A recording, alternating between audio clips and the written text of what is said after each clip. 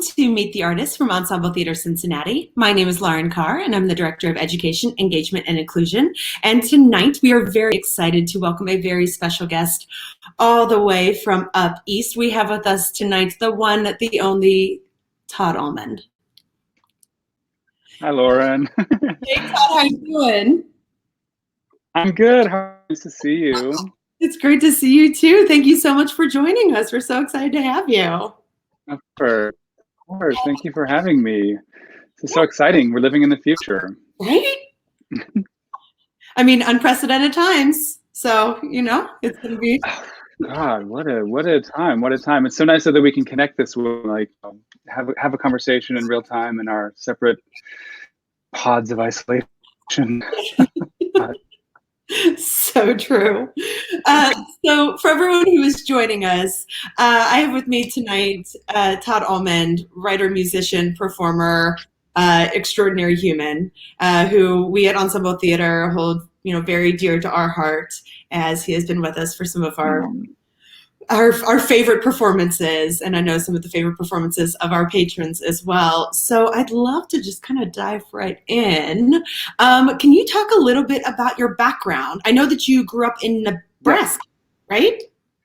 I did. I grew up in a small town in Nebraska, Alliance, and I had some really great teachers who knew that I was interested in music and theater and literature, and they really wanted to find the right path for me, and I'm so grateful. And one of my teachers knew the conservatory in Cincinnati and said, "I think you should go to the conservatory in Cincinnati." And I said, "Great, let's do that." And of course, it was a difficult path get there. It worked out. I ended up going to school at Cincinnati and at the conservatory, and it was while I was there that I started my relationship with wonderful Ensemble Theater. It was so dear to my heart. I love it so much. Yeah, that's that. And then I remember, I'll never forget coming to Cincinnati for the time when I auditioned, and my eyes, I was from a town this big in Nebraska, and my eyes were just this wide. I remember crossing over the bridge from the airport thinking I was going Oz. It was the greatest feeling. And it was one of those moments that I knew was right. I knew it was correct. I knew it was going to work out. I knew it was the voice. It was like, oh, thank you for whoever put me on this path. Thank you. And I love Cincinnati. Well, where are you calling in from right now? Well, I'm actually in Maine right now. I live in New York, but my husband and I have a house on a little island in Maine that we've been coming to the island for about 13 years or so every summer when we can. Just love it up here. And we thankfully bought a house up here this year.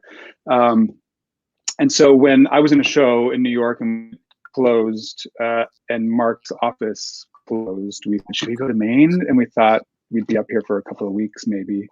And we are just wrapping up our second book here. So Yeah, it's great. It's a beautiful place. We love it here. We have our dogs and we have, it's beautiful. Yeah.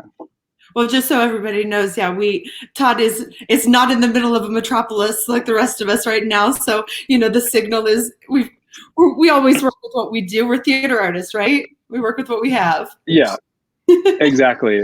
Which is probably why you'll see my internet lagging every once in a while. We have, the old-fashioned plugged into the phone jack in the wall. I'm kind of imagining it, though, like full-on dial-up. Like, I want to hear all the sounds and then... It's not that bad. It's not like we have to put a disc in that says AOL 20 free hours, and pop that in the CD drive. It's not that bad, but it's almost. Gotta remember that all too. Almost that bad. So you were at CCM, which is amazing. Yeah. And then, so how did you find your way to Ensemble Theater? It was one of those moments of those little micro moments of courage that one has in life. I was at school, and I remember one day thinking, the Ensemble Theater, I've seen plays there. I think they're great. I will one day like to work at a theater like that. I should just go down there. I had a friend take a picture that was like a headshot, and I printed it out and I stapled a resume to it that said what I'd done in high school. I guess I don't know what it even said. I probably made something up. And I walked down, I remember walking down the hill to ensemble. I literally knocked on the door. Somebody answered the door and I handed them the resume. I might have said something. I don't remember. I think I said, I'm an actor up at CCM and I'd like to be an actor in your theater. They said, okay, great, thanks. It might have been Lynn. Closed the door and I got a call maybe the next day saying, hey, we're casting creatures to be in the Carol Churchill play The Skriker, and one of the characters needs to be tall. Needs to be this tall creature that wanders around the stage gathering body parts. Would you be interested in doing that? And I said, absolutely, I would be interested in doing that. And so I don't know, that was how it began. I lucked out, and Dale Hodges was playing The Skriker, and I remember sitting in the vom. I mean, I walked across stage a couple of times. You know, the play was definitely like not about me. And I sat in the vom every single night watching Dale Hodges give that performance. And I still quote it. I made my friends who were at school come and they all loved it. And we still quote it to this day. We still quote that. That's amazing. Yeah. We are definitely, the city is definitely fortunate to have such a talent in Dale Hodges and have her. I love her. It's just incredible. I'll tell you a funny story about Dale Hodges. We've worked together many times.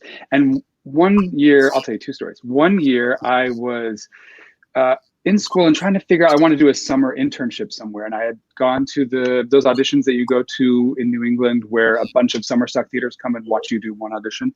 And I had, only two theaters offer me an internship, and I was debating which one. And I happened to go over to Dale Hodges' house we were rehearsing or something. I had to stop by her house.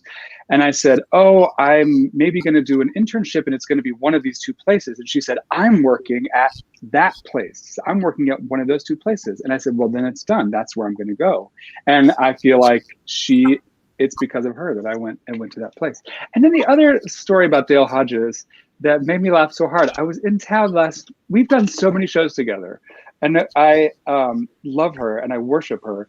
And I saw her at an event and she came up, she's like, hi, Todd, it's Dale. And I said, I know who you are. Get out of your mind. I worship you. And we worked together several times. Oh, that's amazing. There's actually a question that Annie just wrote in. What was the name of the two-person show that you did with Dale? It was called Vigil by Morris Panitch, a beautiful, hilarious play about like a black sheep of a family who comes home reluctantly to take care of a dying aunt that he has a lot of issues with, and he has a lot of issues with the family.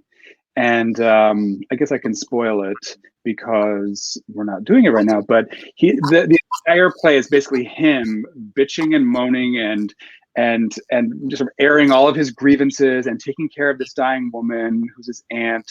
And he's looking across the street and he notices this old woman who's there by herself, and he's got a lot to say about her. And like deep into the play, after you've watched him kind of learn about himself and reconcile this relationship, he looks across the street, and I can't remember the exact lines, but he realizes and the audience realizes at the exact same time that he's been in the wrong house the entire play, and that's the woman across the street who's his aunt. Shut up. It's very funny, very one of those moments where you felt the floor drop out from under you in the theater because it's so unexpected. We howled every night. It was so funny. And Dale gave the best performance ever, and she had like 2 lines in the whole play because it was just all about her expressions and reactions. Of course. So Dale. Yeah. So I think the first big thing that the ensemble theater, family and patrons really, truly, we think of you as this iconic role in 2001 and then 2003 as Hedwig in Hedwig. Yes. Oh, yes. There we go. There's an awesome throwback shot there. Oh my gosh. Look at that. I can remember exactly how those little tassels felt on my thighs in that picture on the left. I can feel them right now. I think Shannon Ray made that dress. I have this memory of Shannon Ray saying, I made this dress for you. And it was gorgeous kind of tie-dye. It was great. Well, and then very fortunate. So we did it in 2001, 2003. And then when we reopened the building in the fall of 2017, the only way for us to close that season in the spring of 2018 was to bring back Hedwig. Oh my God, it was a dream come true. Oh, what a dream. That show is so important to me and everybody on that stage. And I have such a deep, there are just things in your life that for whatever reason resonate the deepest with you. And it's that show and ensemble theater together, like the whole experience of it. How lucky that we got to do it 3 times. And every time it had a different staging, a different design, a different approach. It meant something different in 2001 than it did in 2003, than it means in 2018. Yeah. Talk about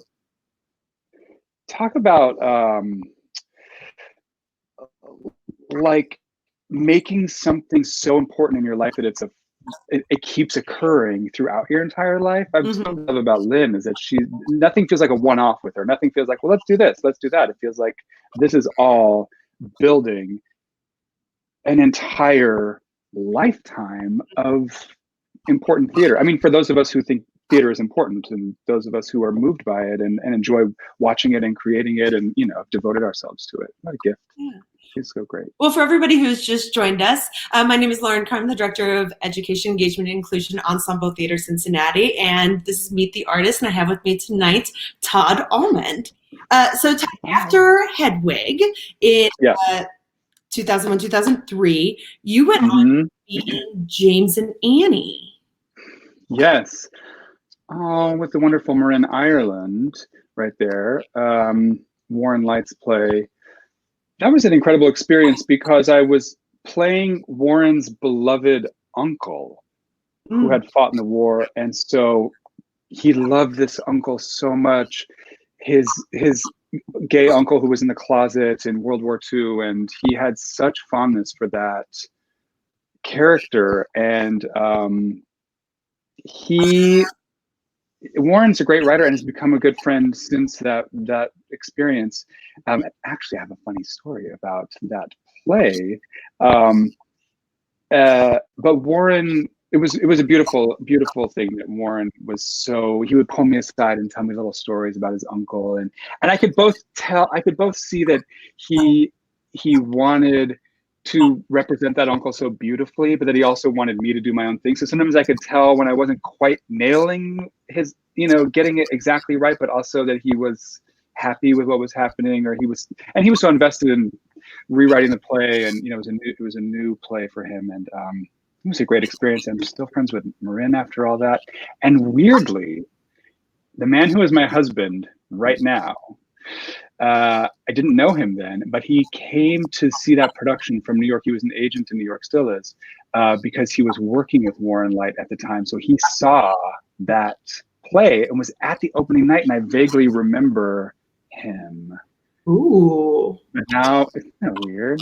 I was talking about that play, and he said, I saw that play. I was working, so anyway. That's amazing. I guess we weren't ready. We weren't quite ready to meet, I guess, because when we met, it was love at first sight. We've been together ever since we met. We've been together for, 15 years or something. And but I guess we just weren't ready then. But how cool. God, fate, just amazing. I know. So then after James and Annie, one of the shows that we hear from our patrons just consistently is one of their favorite plays that Ensemble Theater has done is I Am My Own Wife. Oh, goodness. And you were the first person to play this part after Broadway. We're the first regional theater in the country, in the US, to perform this production. That's right. I remember reading that play and thinking, how on earth do you do possible? But Lynn and I met, we just started meeting long before even rehearsals. She would come to New York, because Lynn's everywhere. Every time I call her, I have absolutely no idea where she is in the world. Plus she's got that California cell phone number. So I'm like, where are you? But she would come to New York and we would meet and we would just talk about the play little by little by little, just kind of maybe do a page at a time, and what seemed like this monumental impossibility just slowly became reality. Such a great play. I love that play because you spend the entire first act getting to know somebody, learning everything about them, you know, getting over your own preconceived notions about them, and struggling with your own issues. I love that about that play. That it's like, here is a man in a dress and a string of pearls. Go. And I feel like it's such a beautiful way for the audience just to have to like reckon with that, whatever that means for them. Some people were like, great, this is me on a Tuesday, or some people were like, I'm really uncomfortable. But what I love about that play is the whole first act, you get to know her, and then at the very end of the act, you're presented with this information that's like, I don't know her at all. And maybe this whole thing has been a lie. Maybe she is not the person I thought she was. And that Doug even writes himself into the play and has that exact same kind of horrible epiphany, that maybe this person that he's like holding up, almost putting on a pedestal, is like not as squeaky clean as you've been led to believe. And then of course the second act deals with all that and it gets more complicated. But I love that play. And we got to do it in Cincinnati and in Florida and in Kentucky and in New Hampshire. We really did a little tour of that. Yeah. God. And those of us who work at Ensemble in the offices, we were fortunate we get to see that picture. It is in our hallway near our admin offices, so we get to walk past that. I feel like I have to apologize to one audience that saw that play, because, you know, there was one night I walked on stage. You know those moments where you're suddenly like, I didn't have to pee 1 second ago, and now I have to pee so badly. That happened one night. I think the second I walked on stage, I was like, oh no, oh no. And nothing you can do. It's a very slow act where Charlotta spends about 5 minutes talking about this mug and how wonderful this mug is, and then spends another 7 minutes talking about this glass and how wonderful this glass is. And it's such, and I finished the act and I run up stage, and Buzz Davis was the stage manager, and he goes, that act was so fast. It's like, Buzz, I had to pee so badly. Sorry. I really felt bad for that audience. I didn't get a savor of the mug quite as much as the other audiences. But, you know, and that's the thing about live theater. That's the things that, you know, we kind of wish the audience, you know, could just spend that one moment on stage to understand that when that hits, like, nothing you can do. Oh, God, it was horrifying. It was horrifying. So you are very well known as for your performing, definitely in Cincinnati. You know, we're very fortunate to have seen you on the stage. But some of your work has actually been done in Cincinnati as well. You collaborated on the musical Girlfriend. Yes. Can you talk to us a little bit? Yeah. Girlfriend has been this this musical I've been working on for years, and the premiere production was in 2010, I think, at Berkeley Rep with Les Waters directing, and then we took that production around to like Los Angeles and Louisville, and so it's been this play, this musical that I worked on for years and years, and then we did that production, and now it pops up. And I was so thrilled when the No Theater did it in Cincinnati. I really wanted to come, but I couldn't. But I heard all about it, and I saw production photos, and it looked like a beautiful production. And it breaks my heart looking at the pictures, because I think of those characters that I've spent so much time with. Matthew Sweet is the composer. It's basically, and he has an album called Girlfriend, and I wanted to write a piece about how much I love that album and how it's, you know, just it is what I used to drive around in high school listening to. So I thought, well, I want to write a piece about what it's like to be that age, on the cusp of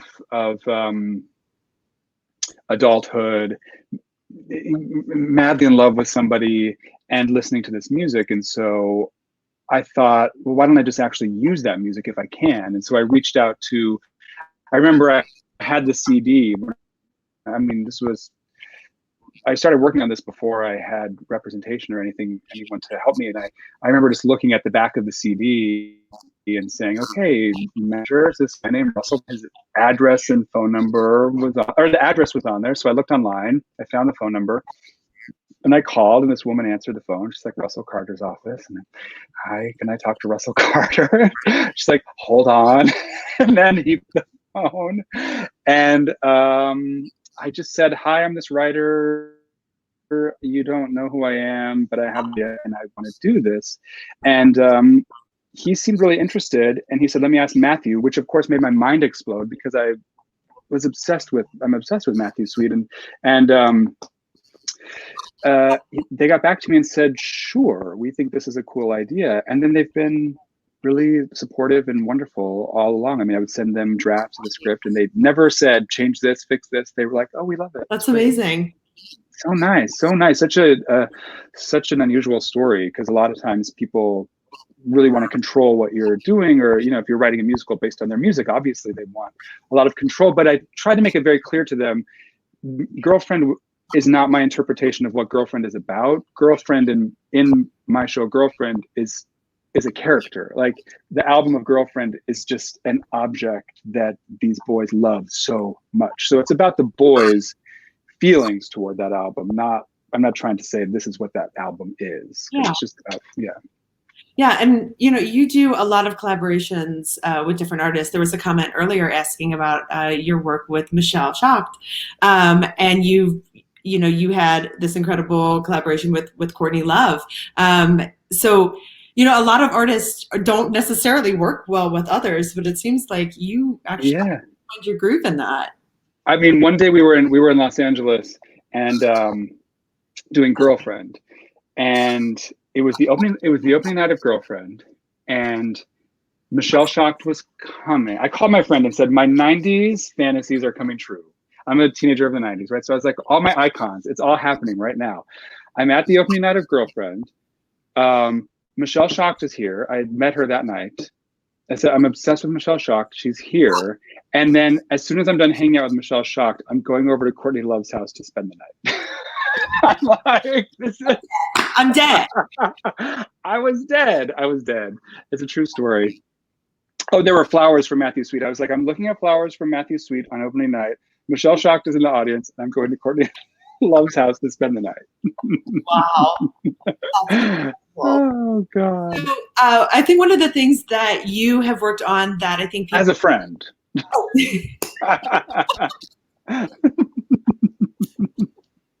Slumber party. I think one of the things that you've worked on that I was lucky enough to hear about when you were in town for Hedwig, but I think so many people don't necessarily know, is your work with Public Works in New York City that has now become a part of the Public Theater. Yes. Specifically, you know, I think you and I talked, and kind of like was spurned by the Odyssey. It was. Lear de Bessonet is, you know, one of New York's great directors, and I love that picture. That's the Odyssey in Central Park. Lear de Bessonet is a great director in the city, and we've worked together on many, many, many, many shows. And she called me one day and said, I have this pitch from the Old Globe in San Diego. They want to make something. It's like part of the community outreach program. They told me not to write about the border, so I think we should write about the border, and I want you to do it. It's like, but I want to be smart about it, and I think what we should do is go to like the farthest corners of San Diego, meet everybody that we possibly can, and try to like put San Diego on stage. And so we thought that was a great idea. And the Old Globe Theater was originally built as part of a World's Fair. So we thought, okay, that's interesting. What is the World's Fair? What does it mean to do a play at the World's Fair? We started talking, and then we went, oh, the Odyssey. The Odyssey travels around the world. Let's do a version of the Odyssey. So that's what we did. We didn't really know what we were doing. We decided we'd make a musical version of the Odyssey and include as many human beings as wanted to attend, like if it wanted to participate. If you said you wanted to participate, you were in. And so it had like 250 people in it. And it went really well. The public theater came and saw it and loved it and said, will you do something like that for us? Except make it Shakespeare so we can do it at the Delacorte Theater in the park, and we'll do Shakespeare in the park. And we said yes. So we decided to make a version of the Tempest with the same model, that we would have Broadway actors playing the lead roles. And then we would hire groups around the city that we found. We just like scoured the city, and we found really amazing groups that were expert at the thing they did. Like they could be a ballet troupe or a group of jugglers or stilt walkers or, you know, an accordion ensemble, like whatever it was. We'd find like if they were really great. So we found about 10 of those. And then we found a chorus of actors and singers from 5 different community members around the city. And we went to like the Domestic Workers Union and this place that was an alternative to incarceration program. And we just really wanted to include we wanted it to look like New York on the stage. And we wanted everybody to just like participate and have a great time. And so that's what we did. We made we worked for a year, wrote the show, cast the show, designed the show, rehearsed the show over the summer, and did it over Labor Day weekend. And we just crossed our fingers. And in fact, at one point we decided, let's just make me a character in it, because if the stilt walkers miss their entrance, like I'll just ad lib and I'll just talk to the audience, because we didn't know what was going to happen. I mean, there were hundreds of people in this show. And it worked, and we were all exhausted. We couldn't believe it worked. And Oscar Eustace, the artistic director of the public theater, called us the next day and said, let's do it again next year, except let's do Winter's Tale. So we were like, oh, okay. So we opened the Winter's Tale. We're like, okay, page 1 of the Winter's Tale. And we just like started the process over and did the whole thing again. And that next summer, here's 90-minute version of the Winter's Tale. And anyway, then we did Odyssey. Now it's in then we said, we're done. We did three shows. We're exhausted. So we handed it over to wonderful Shayna Taub, who is a brilliant writer. She's written the new adaptation of The Devil Wears Prada with Elton John. Like she's a proper genius. And so she took over, and she's written two shows, which they've done twice each. And now it's in its 8th or 9th year. So we're really excited by that. Am I talking too much? I feel like I'm endlessly blabbing. No, not at all. Gosh. So it's one of those hard things, like the comments that are coming in from everybody are so incredible. There's so much love for you. People are it's just amazing. And, you know, we'll try and get to a bunch of the questions and try and get through some of the other things that, you know, I'm like itching to know. But so a couple of the comments have been about Girl from the North Country, which was the show that you were in when the world shut down. Yes. Oh. Yeah. Wow. Yeah, that was that. I'm playing a character named Elias Burke. It's at the Belasco Theater on Broadway, which is this great Broadway theater that's kind of haunted, and the musical is kind of haunted. Conor Mcpherson, who theater goers might know, he wrote The Weir, he wrote Shining City.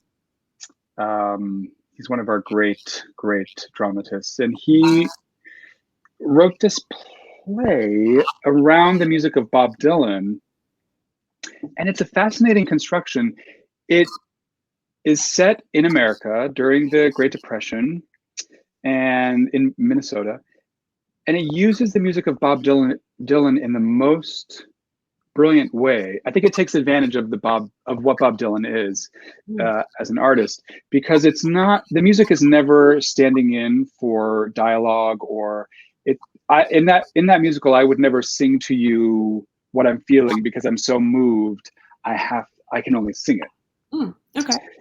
It is more like, maybe, I mean, this was a private conversation with the cast, but maybe Conor won't mind if I share it. But he said to us one day, he said, the music is like God. God just enters the room. And it feels like that. We're in this play that is it feels kind of, it's got that Irish play vibe of like people working really hard and it's tough times. There's one character says, It's always hard times. And then all of a sudden, as a scene ends, we'll just bring microphones out and sing the most beautiful arrangement of a Bob Dylan song you can imagine. And then the play continues. And it does feel like the play is charging along and people are grappling and they're struggling and they're wrestling with really, really difficult situations. And then we all just let God enter the room and we sing a Bob Dylan song. Somebody will have the solo, everyone else backs that person up. Beautiful staging and lighting, and then the play continues. And it's a real grab you by the throat kind of construction because you never know what's coming. And the audience is just, it fills the whole room with this kind of church-like vibe. And some people are annoyed by it. Some people think that construction is frustrating. And most people tend to really just give over to that vibe. And it's beautiful. It's a very brave kind of writing because, you know, sometimes the lyrics are anachronistic. They don't make any sense to what's going on, but they make sense on this really deep poetic level. And Conor is a writer who loves mystery and unanswered questions. And I think Bob Dylan does too. I think, yeah. That's wonderful. Kimber Sprawl, who went to CCM. She's from Cincinnati. Oh. She graduated, maybe only a few years ago. And Austin Scott, they're so good in the show. They're so romantic. Well, as you and I kind of chatted, there's a lot of Cincinnati connections. Yes. Yeah, John Schiappa went to CCM. He's in it. A lot of the stage management. Cincinnati. And Law Dunford, who's a swing. And Law Dunford, right. To Wright State, and then was at Playhouse in the Park when I got to work with him there as well. So what a cool experience. One of the questions that we actually have from Anne is about seeing the show, and that she was lucky enough to see the show, and what was the biggest highlight? Now, you're not done. The show's not done. It's just, you know, in the middle of this pause right now, right?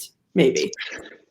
We've been told by the producers, look, we were so lucky. We had, we opened on that Thursday, made the cast album on our day off that weekend. And then after our second show that Wednesday, we were done. So we got to open and make our cast album before we closed. There were still 4 or 5 more shows that were set to open that just never, they were in rehearsals. I mean, there was a show opening that night. Six, this British musical was opening that night on Broadway. And they were getting ready to perform when the governor handed down, like, it's done. Yeah, so we were lucky.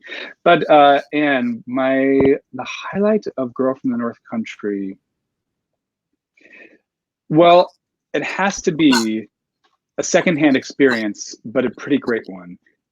When we started the show at the Public Theater, in the same theater that like Hamilton was in, and you know, there's this beautiful theater called the Newman Theater at the Public where a lot of their big musicals launch, and so we were one of those, and we had pretty amazing people show up. I mean, I don't like to look at the audience at all. I do not. I'm just one of those actors who I will not, even if I'm standing, unless I'm like playing Hedwig, where that's your job. But I keep that wall up for myself. I'm not, in the background, like seeing who's here.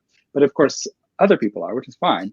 But they would come backstage and be like, Bono's here, Paul McCartney's here. I mean, we had legends showing up. Wow. But one day, we started pretty late, and there was a weird energy in the air. And we were like Obama's here, or somebody's here. At intermission, Rachel Stern, who's in the show with me, came back and she said, Bob Dylan is here. And I was really excited and really mad at her for telling me that. Yeah. Because Act 2 starts with, the first thing I do in Act 2 is play a harmonica solo. So I was like having a panic attack inside my head playing a harmonica solo for Bob Dylan from one of his songs. But long story longer, he loved the show.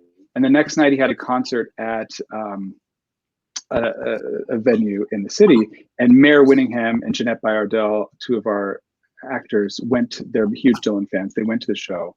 And he invited them back before his concert. So they sat in a room, a tiny little room with Bob Dylan, who told them every moment of the show that he loved. He went like moment by moment, asked them questions, he said, this is going to put, it's set in Duluth, Minnesota. He goes, this is going to put Duluth on the map.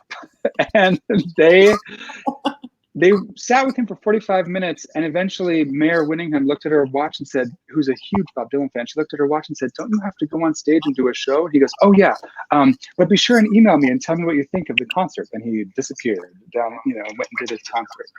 And they came back the next day and told us that story, and we're still kind of floating on a high from that story, that he loved it. That's amazing. It's a beautiful company of actors and a beautiful play.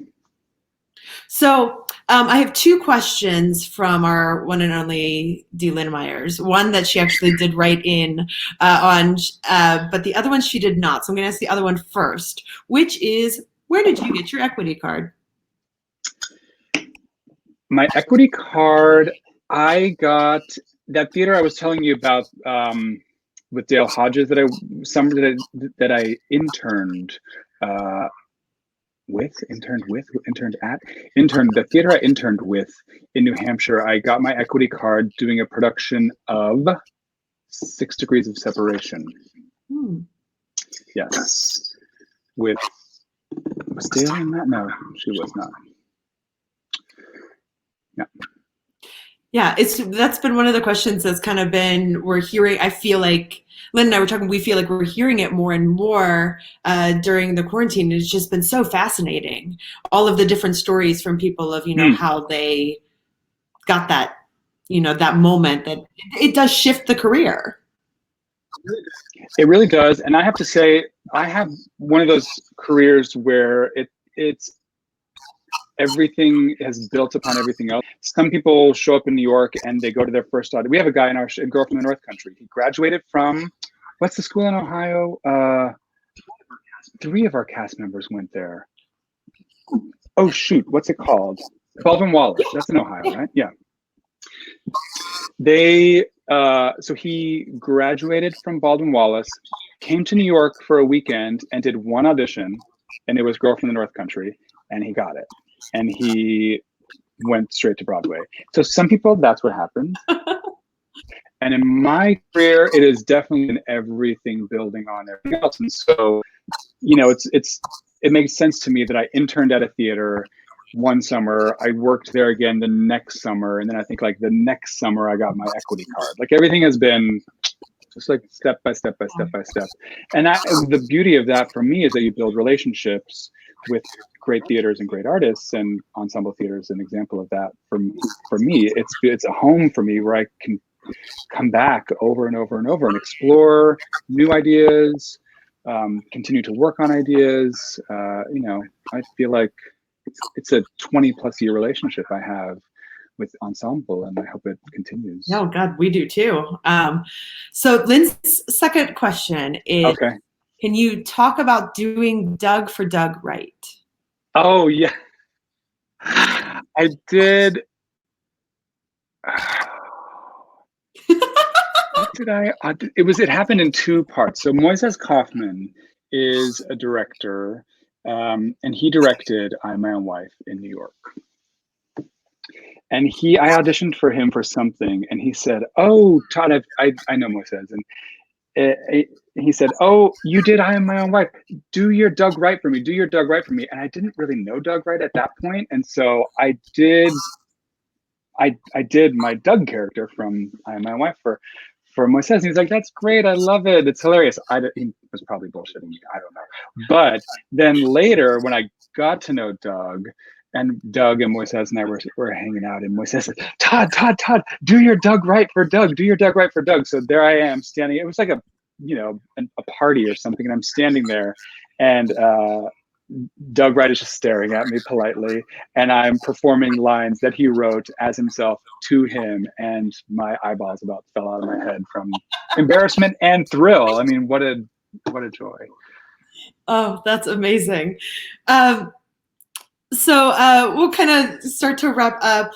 I know that, a lot of the comments that we're getting are about how much everyone loved seeing you in Hedwig. And that really is, the thing that when I think a lot of the ensemble patrons think about ETC, that show is so iconically us, and you are such that image that everyone thinks of when they think about ETC. I'm so fortunate. Oh my God, that's so fun to see that. So the love story is it's not unrequited, my dear. That's so your nice. relationship, and that love story will, it's very true to us as well. We absolutely adore you, and anything we can to have you in town is. I love it. So just kind of wrapping up, is there anything that you kind of just don't know? There's so many things that we could talk about. We could probably be on here for a couple hours. Yeah, we really could. I'm trying to think. There's a few questions. We actually have a question from Katie asking to talk about Melancholy Play if you have time. Oh, yes. So Melancholy Play was a play that Sarah Ruhl wrote, wonderful Sarah Ruhl, and it existed in the world as a play. And then there was a company in New York that was kind of genius. It was called 13P, and they say it was built to die. And what they meant was it was a production company created by 13 playwrights, and the idea was that they would each of the 13 playwrights would have a play produced in New York, and the other 12 would produce the play. So it took several years, and they eventually produced one play by each of these 13 playwrights. And Sarah Ruhl was a part of the group, and hers was the last to be produced. And she wanted to do something musical. And she and I have become, mutual admiration society over the years. I love her plays, and she's seen my concerts and things and likes what I do. And so she got in touch with me and said, I want to make a musical with you. What do you think? And she said, I have this play called Melancholy Play. It has a little bit of music in it. Maybe you could make more. I don't know. And I read the play, and I knew the play already, but I read it again and I fell in love. And I said, I propose that we just turn it into a nearly sung through opera. We just take your play exactly as it is and get a string quartet and a piano, so a little like piano quintet, and perform it like an opera. And she said, that sounds great.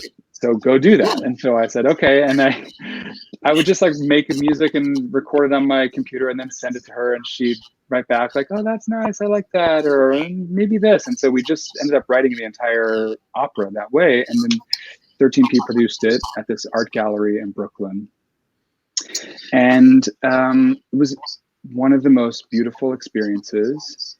And it's one of those pieces now that happens sort of like Girlfriend. It happens around the country at various theaters. And some people have recorded some of the songs, like Laura Benanti. And so it exists in the world. And I get comments about it frequently because we didn't make an official album. Mm-hmm. It was a short run in the city. We've always wanted to bring it back, but we haven't figured out how.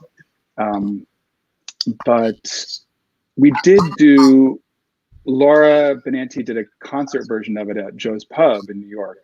And I played one of the roles opposite her. And so it's a classic Sarah Ruhl, the most gorgeous farce you can imagine. And it's about a woman who is so melancholy that people fall in love with her whenever they talk with her. So she has to deal with like everyone's expectation of her. And then at one moment halfway through the show, she just gets happy because someone wishes her happy birthday and it makes her happy. And then nobody likes her anymore because she's happy. So she's formed all these friendships now and they have to deal with it. And they have to deal with her. And yeah, it's great. It's really good. Well, I know that you must have continued your relationship with Sarah, as I just finished reading How to Transcend Unhappy Marriage, your new play, that you wrote the music for that too. Yes, we did that at Lincoln Center with Marissa Tomei, and it was a beautiful. Rebecca Teichman directed, who's one of my favorite directors. It's a great play. It's about polyamory and kind of the walking into the unknown, the fear of the unknown and within yourself, and expanding your own horizons, and how difficult that is.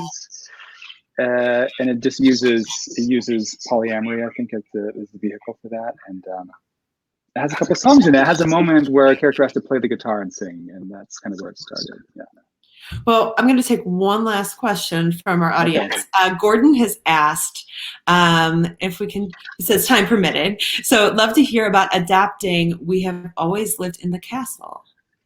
Yeah. So Adam Bach, has Ensemble Theater produced an Adam Bach play? I feel like they'd be right up your alley if you haven't. I'm familiar.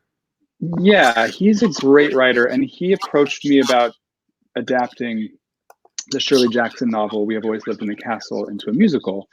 And I love Shirley Jackson. And I said yes. We worked on it. It ended up being a commission from Yale Rep in New Haven. And, you know, it was an interesting experience. It was early on in my career, and I did some things right and I did some things wrong. And it was kind of heartbreaking in its way, because I felt so good about it and I really liked a lot of it, and I knew a lot of it was wrong and bad. And it was an interesting experience for me, because ultimately, like, everyone hated it. I mean, it's not true. A lot of people liked it, and some people said nice things about it, but like the big important people whose opinion counts didn't like it.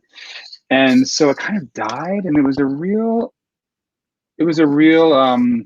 loss for me, because you feel like you work on something and you can see the future a little bit, and you know, especially as a writer, I like to rewrite, and I like to, you know, write a whole draft of something and then realize, well, that's garbage, and then write it again or keep going. It's like silk screening. Like, you just got to keep going. For me, keep going and going and going until I get there.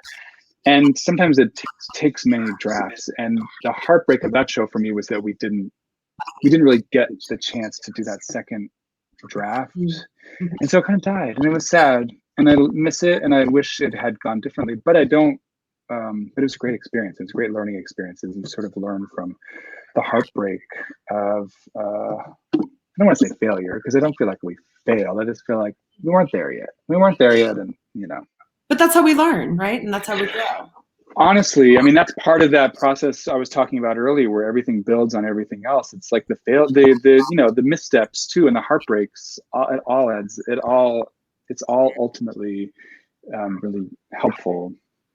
Even though it was a heartbreak at the time.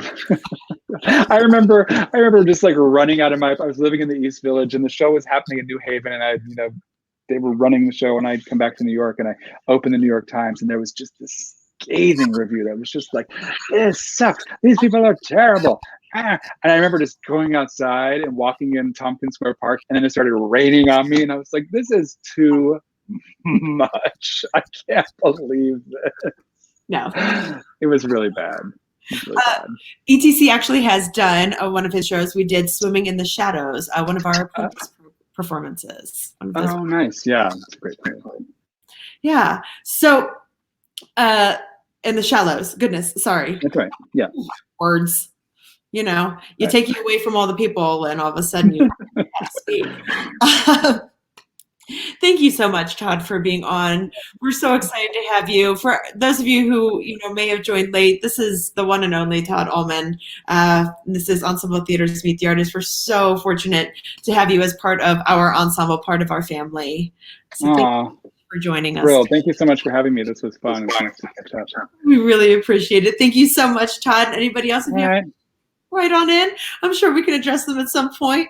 It's not like we're all going anywhere. You know where to find me. That'd be nice. Thank you. So next week, if you all would come back and join us for local celebrity Darnell Pierre Benjamin. We're going to talk about his work at Ensemble Theater as an actor, a dancer, and a teaching artist. So we're very excited to have that. So thank you all so much. Thank you again, Todd. It's really, truly been a pleasure. Yeah, it was fun. Soon. Yep. Bye. Good night, everyone.